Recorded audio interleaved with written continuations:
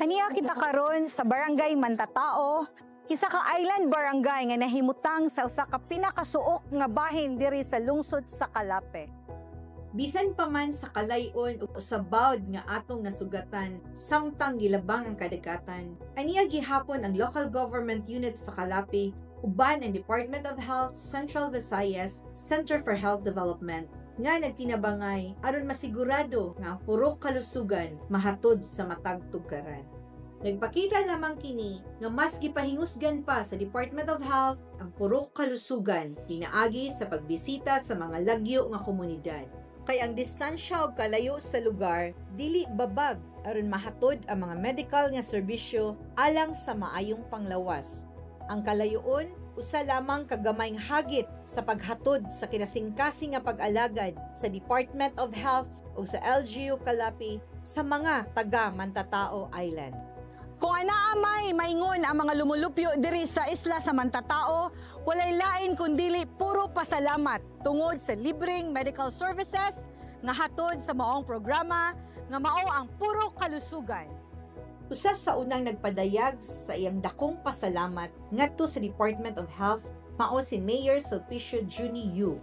Dugang niini, iyang gisaysay unsa ka importante ang pagpahigayon sa puro kalusugan ilabi na sa maong isla nga halayo sa sentro aron mahatagan og dugang pagtagad ang kahimsog ug maayong panglawas sa mga lumulupyo. I would like to express my 100% support to this particular activity, Puro Kalusugan sa Department of Health. I know that this particular program, being a doctor by profession, is very much important to the lives of our constituents, especially on the far-flung barangays. Kung ato kining i-duplicate, kung mahimo lang sa ubang mga far-flung barangays, ato ning i-duplicate, kay maayo kini nga programa. Services, nga ato ihatod yun sa tugaran sa atong mga katawhan, sa atong lungsod, mao yun na, ako ma-feel yun na sa atong mga katawhan. So daghang salamat kayo, DOH, sa inyong paghatag aning puro kalusugan. Dala ang libreng medical services sama sa medical consultation, dental consultation, HIV screening and testing, urine and glucose testing, uban niini ang free physical therapy. Gidagsa o gilinyahan sa mga taga Mantatao Island ang hatod nga mga serbisyo. Nagpadayag sa iyang kalipay ang usa ka benepisyaryo sa free physical therapy nga gidala ang maong serbisyo ngadto sa ilahang tugkaran.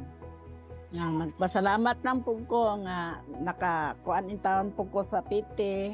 Nga ninguha jo ko nga okay na ang pagsahong pagka-mild stroke.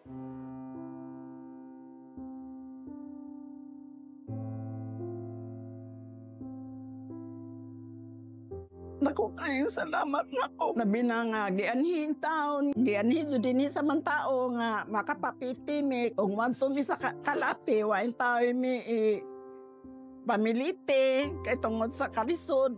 Sa among pagpanginabuhi, pait kaayo. Nalipay jo ko nga naipiti nga na, ni anhi din nga mabalik ko kay. Naipiti sa Calape, mao lagi maglisod na ko kay.